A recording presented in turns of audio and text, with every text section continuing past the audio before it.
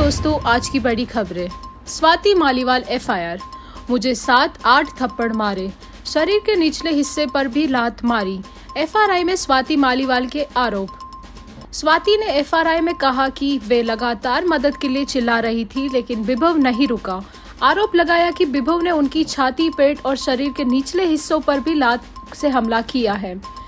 आम आदमी पार्टी की सांसद स्वाति मालीवाल ने कुछ दिनों पहले आरोप लगाए थे कि उनके साथ दिल्ली के मुख्यमंत्री अरविंद केजरीवाल के सरकारी आवास पर सीएम के सहयोगी विभव कुमार ने मारपीट और बदसलूकी की थी। इस मामले पर आज शुक्रवार को पुलिस ने स्वाति मालीवाल के मजिस्ट्रेट के सामने कलमबंद बयान दर्ज कराए। स्वाति मालीवाल ने एफआईआर में विभव कुमार पर कई गंभीर आरोप लगाए। शराब घोटाले में ईडी का बड़ा एक्शन। पहली बार आप और केजरीवाल को बनाया आरोपी। ईडी ने दिल्ली के कथित शराब घोटाले में पूरक आरोप पत्र दायर किया।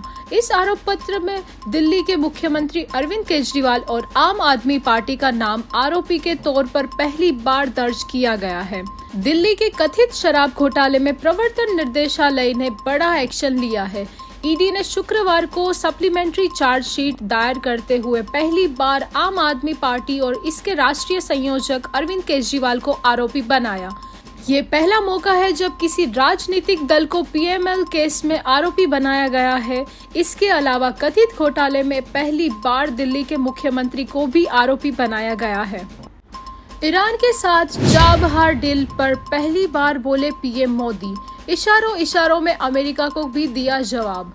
हाल ही में भारत ने ईरान के साथ चाबहार बंदरगाह को लेकर समझौता किया है, जिसके तहत भारत को 10 सालों तक बंदरगाह ऑपरेट करने का अधिकार मिल गया है। अमेरिका ने भारत को चेतावनी दी थी कि ईरान से इस समझौते की वजह से प्रतिबंधों का खतरा मंडरा सकता है।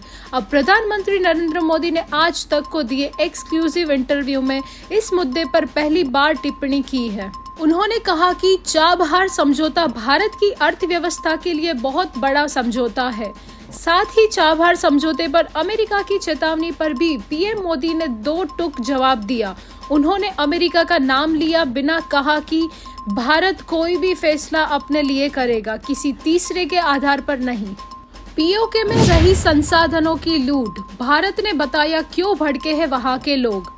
पीओके में हो रहे विरोध प्रदर्शन पर विदेश मंत्रालय के प्रवक्ता रणधीर जायसवाल ने शुक्रवार को मीडिया ब्रीफिंग के दौरान कहा कि पीओके के संसाधनों की लूट हो रही है, जिससे वहां के लोग गुस्से में हैं।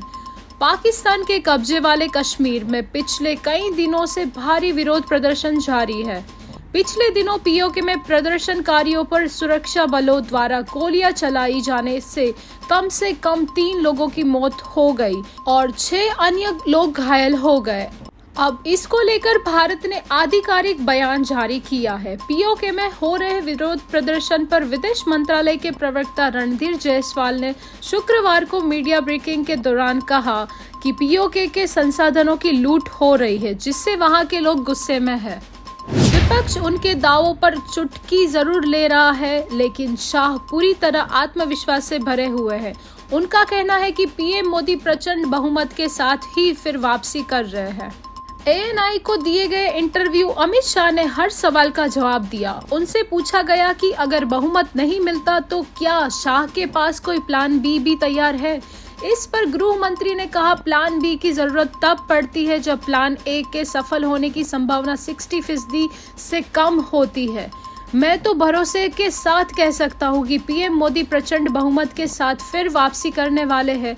वैसे इससे पहले भी कई इंटरव्यू में शाह कह चुके हैं कि पीएम मोदी की देश के अगले प्रधानमंत्री बनने जा रहे हैं। 2029 के चुनाव में भी वे बीजेपी का चेहरा रहने वाले हैं।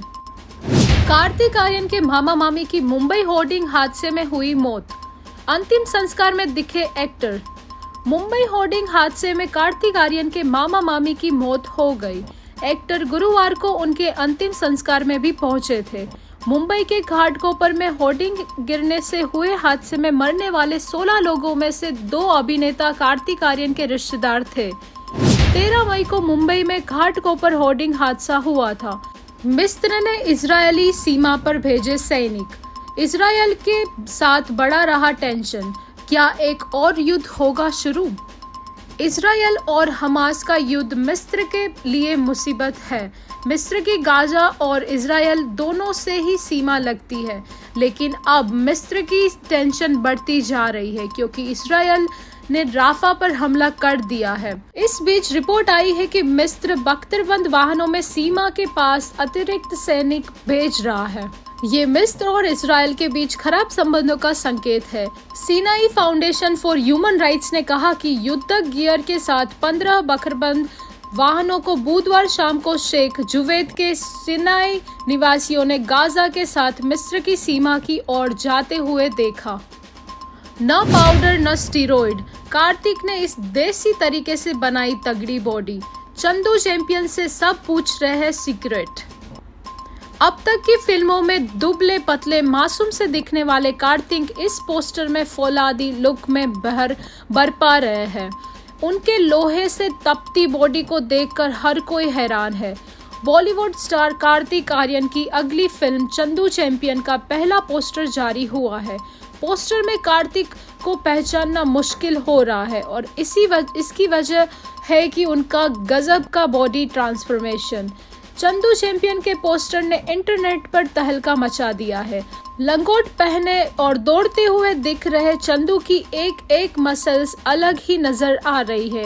उनके इस लुक को देखकर साफ नजर आ रहा है कि उन्होंने ऐसी तगड़ी बॉडी बनाने के लिए इतनी जितोड़ मेहनत की होगी। अगर आप सोच रहे हैं कि उन्होंने ऐसी फाड़ू बॉडी पाने के लिए पाउडर या स्टेरॉइड का सहारा लिया है, तो आप गलत है। इसी के साथ आज की न्यूज़ यही समाप्त होती है। बने रहे TNT के साथ for more such informative news and don't forget to like, share and subscribe to our channel.